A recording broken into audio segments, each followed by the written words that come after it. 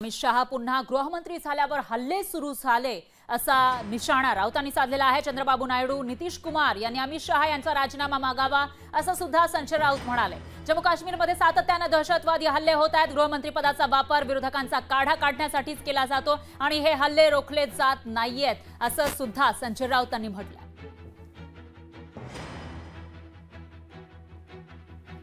आता परत त्यांना गृहमंत्री पद दिल्यावर जम्मू काश्मीरमध्ये आणि मणिपूरमध्ये हिंसाचार परत सुरू झाला। मणिपूरच्या माजी मुख्यमंत्र्यांच्या काफिल्यावर हल्ला झाला, आपण पाहिलं असेल।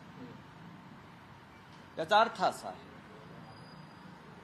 की आमचं काय म्हणणं आहे की अमित शहा हे गृहमंत्री पदाचा वापर या देशामध्ये कायदा सुव्यवस्था शांतता नांदावी यासाठी करत नाही, तर आपल्या राजकीय विरोधकांचा काटा काढावा यासाठी करतात। चंद्रबाबू नायडू आणि नितीश कुमार यांनी गृहमंत्र्यांचा राजीनामा मागायला पाहिजे।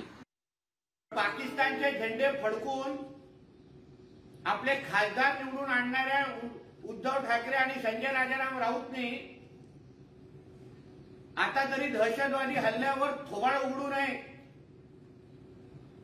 कारण का तुम्ही तुमचा इमान,